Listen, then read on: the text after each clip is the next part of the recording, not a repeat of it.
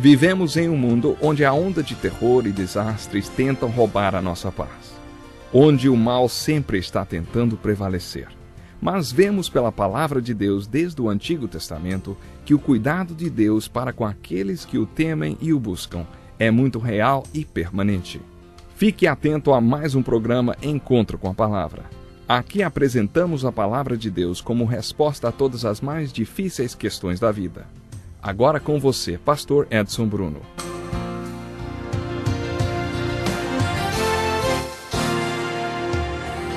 Ouça as palavras do Senhor Jesus Cristo ao concluir o que, na minha opinião, foi o seu sermão mais importante, o Sermão da Montanha.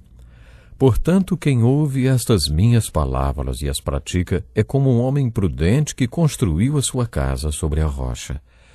Caiu a chuva, transbordaram os rios, sopraram os ventos e deram contra aquela casa, e ela não caiu, porque tinha seus alicerces na rocha.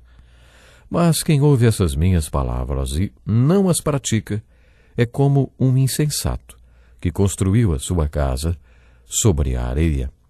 Caiu a chuva, transbordaram os rios, sopraram os ventos e deram contra aquela casa, e ela caiu, e foi grande a sua queda. Jesus concluiu esse sermão com uma declaração muito profunda sobre a vida.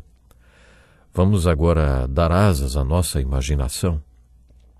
Imagine que você é um artista, um pintor muito talentoso e que eu lhe dei uma tela, tinta e pincéis para que você pinte o que vier à sua mente ao ouvir eu dizer a palavra vida.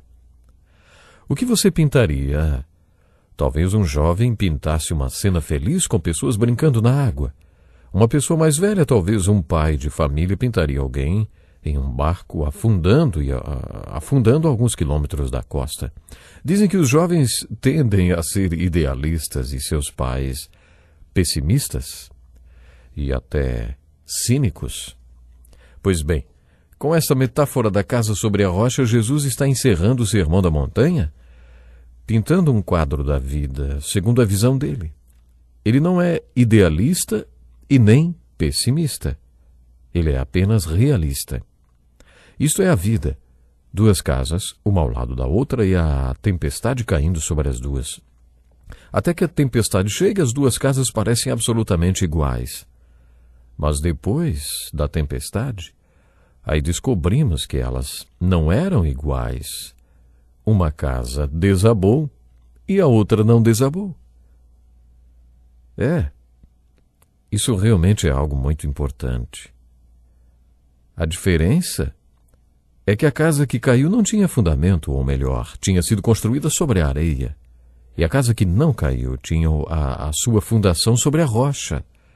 O escritor americano, autor do livro Além da Trilha Menos Percorrida, afirmou que viver é difícil. Muita gente, inclusive eu, não consegue parar de ler este livro por causa dessa frase. Scott Peck pergunta: de onde tiramos a ideia de que viver é fácil? De acordo com Jesus, a vida não é fácil, é cheia de tempestades e todo mundo passa por elas. Ninguém está imune a elas. Muita gente acha que jamais enfrentará qualquer tempestade na vida. Muitos crentes, quando tomam a decisão de se tornar discípulos de Jesus, acham que ficaram livres das tempestades. Jesus desfez esse mito e com esta ilustração falou também sobre as consequências da adversidade. No final do Sermão da Montanha, Jesus abordou essa questão da crença que as pessoas têm de que a vida cristã é um mar de rosas. Alguns descobrem que a vida começa por um caminho estreito, acompanhado por uma dificuldade que leva a um caminho de disciplina dentro do discipulado. Esse não é o início, é o fim. Para onde esse caminho leva? Quais são as consequências desse estilo de vida? Com essa ilustração das duas casas, Jesus também aborda a questão da consequência. Se você ouve o meu ensino, mas não o coloca em prática, a consequência é que sua casa vai cair quando a tempestade chegar. Mas, se você ouvir o meu ensino e o colocar em prática, ele será um fundamento na sua vida.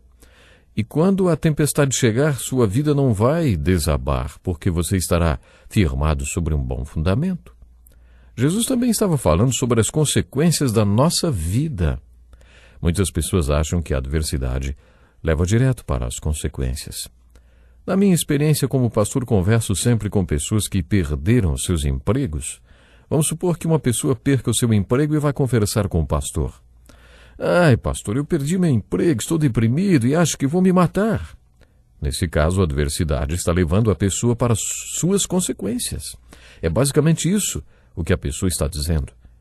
Mas não é isso que Jesus está falando com esta ilustração das duas casas e a tempestade. A adversidade não leva direto às consequências, porque nessa ilustração Jesus estava falando de dois homens vivendo exatamente a mesma adversidade, ou seja, eles estavam vivendo a mesma tempestade. A chuva veio e o vento soprou contra as duas casas. Aconteceu exatamente a mesma coisa para as duas casas, mas as consequências para cada uma das casas foram opostas. Com isso, Jesus deixou claro que a adversidade não leva diretamente às consequências. As consequências da adversidade vêm depois que você processou essa adversidade através do seu sistema de fé. Você já percebeu quantas vezes Jesus confrontou a fé dos seus discípulos? Essa passagem das duas casas sobre a rocha é seguida por outra passagem no capítulo 8 de Mateus que fala de outra tempestade. Quando Jesus viu a multidão ao seu redor, deu ordens para que atravessassem para o outro lado do mar. Jesus, então, subiu num barco com os discípulos e uma grande tempestade os pegou de surpresa. A situação ficou muito difícil e os discípulos foram acordar Jesus e lhe disseram: Senhor, salva-nos, porque nós vamos morrer. E Jesus pergunta: por que vocês estão com tanto medo, hein, homens de pequena fé? Ouça do que Jesus os chamou: homens de pequena fé. Que fezinha de vocês, hein? Por que vocês estão com medo? Então ele se levantou e repreendeu o vento e o mar e fez completa bonança. Vocês perceberam o que Jesus estava fazendo? A história que eu acabo de falar aí, essa história, ela sempre me fascinou. Ela começou com uma grande tempestade e terminou com uma grande calmaria. E entre a tempestade e calmaria, Jesus fez a pergunta: e a fé de vocês? Como vocês usam a fé de vocês no meio dessa tempestade? Jesus estava questionando o sistema de fé dos seus discípulos. Jesus podia ter passado um belo sermão neles. Quando estávamos lá no outro lado do mar, por acaso eu falei qualquer coisa sobre afundar no meio das águas? O reino sobre o qual estou falando para vocês é assim. O ministério que tenho para a vida de cada um também. Será que vai acabar tudo no fundo do mar? Será que foi isso que eu disse que aconteceria? Uma outra tradução da Bíblia diz: será que vocês não creem em mim? Jesus trocou essas palavras com eles enquanto o vento estava batendo no barco. Eu acho essa história impressionante. Jesus estava dormindo enquanto a água entrava no barco e as ondas quebravam bem em cima deles enquanto eles tentavam desesperados se salvar. Jesus estava, acreditem, dormindo. Eu não sei qual é o seu conceito sobre Jesus, mas eu creio que ele era Deus e que o protetor de Israel não dorme, ele está sempre alerta. Eu não creio que Jesus estivesse dormindo, ele sabia muito bem o que estava acontecendo. Também com toda aquela água batendo no seu rosto, não? Quando os discípulos o chamaram, disseram: Mestre, não te importa que morramos? E isto incluiu o próprio Jesus. Observe como falaram para ele: não te importa que morramos? Todos poderiam ter morrido, conforme uma música que diz: Jesus poderia ter dito a eles: as ondas atendem ao meu mandar, sossegai, sossegai. Eles estavam passando pela tempestade, por uma adversidade, e estavam preocupados com as consequências dela. Mas Jesus estava mostrando que eles deveriam passar por aquela adversidade pelo sistema de fé que tinham. Onde estava a fé deles? E a sua fé? Qual é a relação da sua fé com as tempestades da vida? Uma alegoria é uma história cujos personagens, lugares e objetos possuem um significado profundo com o ensino espiritual ou moral. Jesus os chamou para o outro lado do mar. Ele estava falando sobre passar para o outro tipo de vida, a vida eterna. Enquanto estamos nessa jornada com Jesus, indo para o outro lado, a questão é saber quantas tempestades enfrentaremos até que cheguemos ao outro lado.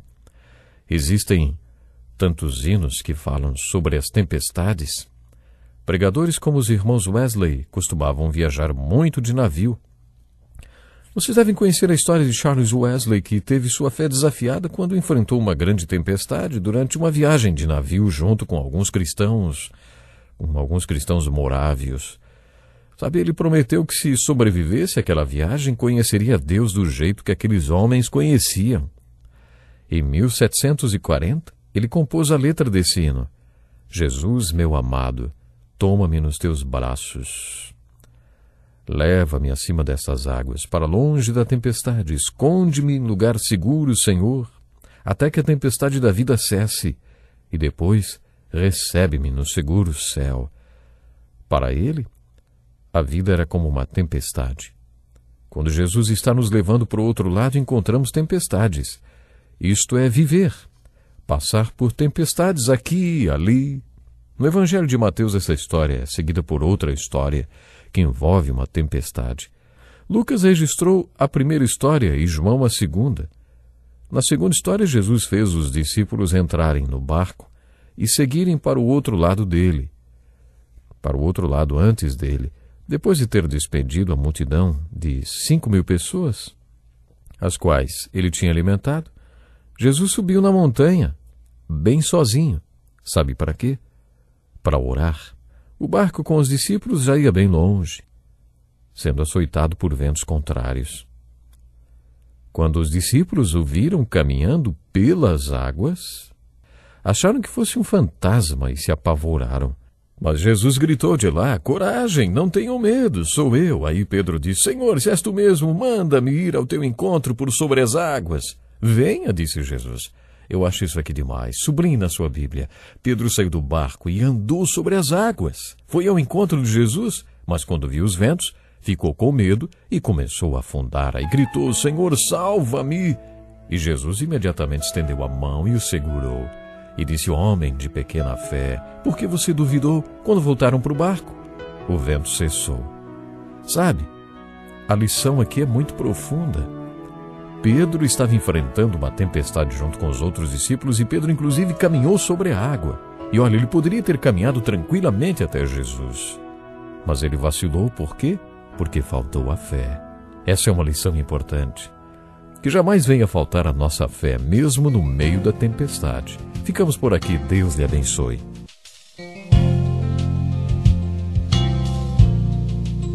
Que lição importantíssima. Obrigado, pastor Edson Bruno. Prezado ouvinte, coloque em prática o que você ouviu aqui. Sem dúvida, sua vida será grandemente abençoada. Este é um estudo escrito pelo Dr. Dick Woodward, na voz do pastor Edson Bruno. Escreva-nos e solicite o material. Nosso endereço é Encontro com a Palavra, Caixa Postal 2011, CEP 89201-970, Joinville, Santa Catarina. Até o nosso próximo Encontro com a Palavra.